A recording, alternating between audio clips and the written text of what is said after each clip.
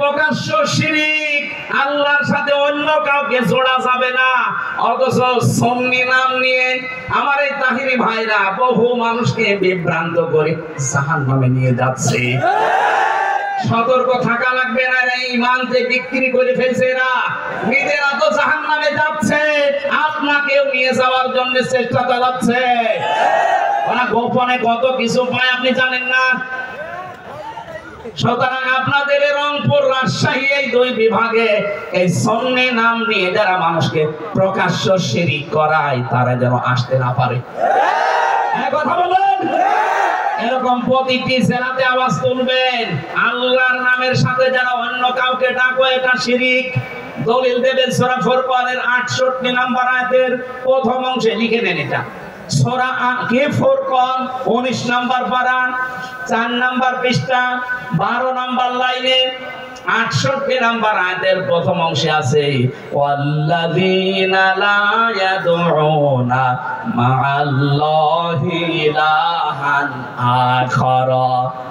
আল্লাহর সাথে যাতে অন্য কাউকে যে কিয়ামতের দিন তাদের শাস্তি হবে ডবল।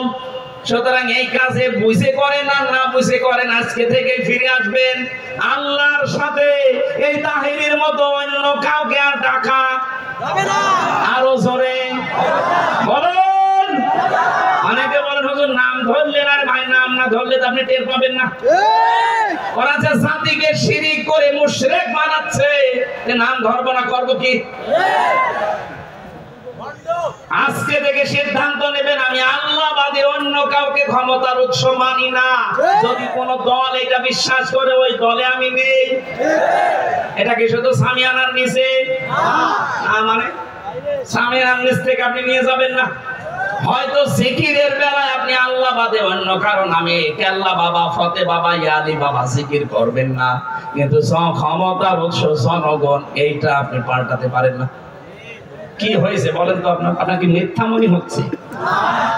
কোরআনের কথা শোনার পরে যাদের মিথ্যা মনে হয় তারা কিয়ামতে যখন জাহান্নামের গেট দিয়ে ঢুকবে, ফেরেশতারা বলবে কি, তোমাদের কাছে কোন নবী রাসূল যায়নি? আলেম ওলামা যে এই কথা কি তোমাদের বোঝায়নি যে ক্ষমতার উৎস আল্লাহ? এই কথা বোঝায়নি? তারা বলবে হ্যাঁ বলেছিল। ক্বালু বালা قد جاءنا نذير فكذبنا وقلنا ما نزل الله من شيء। আমাদের কাছে সতর্ককারী হামজা এসেছিল, আমাদের কাছে সতর্ককারী মাওলানা আব্দুস সাত্তার এসেছিল, কিন্তু মনে মনে হতো যে না, এরকম কিছু আল্লাহ নাযিল করেনি, ও মনে হয় মিথ্যা কথা বলছে। এরকম মানুষ দেশে নেই। কথা বলে না কেন? আমি যেগুলো বলছি যদি অথেন্টিক মনে না হয়, কোন আলেমকে আপনি জিজ্ঞাসা করবেন, তুলে নিয়েছেন মোবাইলে। আল্লাহর সাথে যারা তাহিরি ভাইয়ের মতো অন্য কাউকে ডেকে জিকির করছেন, সে সুন্নি নাম নেন, গরম সুন্নি, ঠান্ডা সুন্নি, মিঠা সুন্নি, যাই বলেন আপনি জাহান্নামী, আপনার শাস্তি ডবল হবে। আল্লাহর সাথে অন্য কাউকে ডাকা আরো জোরে। দলিল আরেকটা বলছি, সূরা আরাফ 9 নম্বর পারা 13 নম্বর পৃষ্ঠা 4 নম্বর লাইনের 180 নম্বর আয়াতের প্রথম অংশে আছে, ওয়ালিল্লাহিল আসমাউল হুসনা ফাদউহু বিহা। এটা আমার আলোচনার সাবজেক্ট না, এইজন্য আমি দলিলগুলো লম্বা করে বললাম না। যতটুকু বলেছি বাণীতে মিলিয়ে নেবেন, দেখবেন এই জীবনে আর কোনোদিন আল্লাহর সাথে কি আল্লাহ বাবা, ফতে বাবা জিকির আপনি আর করবেন না। আমার মনে হয় রংপুর, রাজশাহী বিভাগে এগুলো নেই, হালকা আছে। এগুলো সব বেশি চট্টগ্রাম আর সিলেটে করছে। একজনকে হাত চেপে ধরেছিলাম ওই যে চট্টগ্রামের ফটিকছড়ি, ওখানে কোলাঙ্গার আছে, নাম তার নসিবুল বশর মাইজ ভান্ডারী। এই কোলাঙ্গার কোরআনের পাখি আল্লামা সাইদির নামে মিথ্যা মামলা দিয়ে তাকে ফাঁসির আদেশ দিয়েছে। এত মানুষের সাথে, কিন্তু এই শয়তানটা এখনো ধরাছোঁয়ার বাইরে আছে। কথা বলে না কেন? চাঁদপুরের আর একজন ছিল আমার সাথে জেলখানায়, তথাকথিত ভণ্ড পীর মাজার ব্যবসায়ী এই লোকটার এই নসিবুল বশর মিলে কোরআনের পাখির নামে মামলা দিয়েছিল, মিথ্যা মামলা।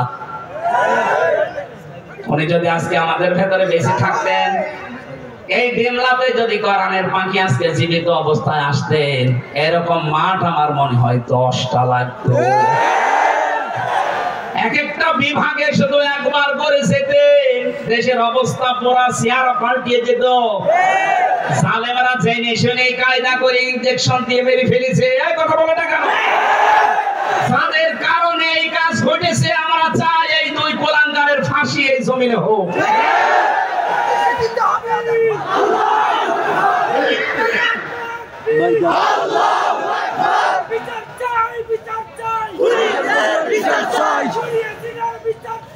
আমার ভাই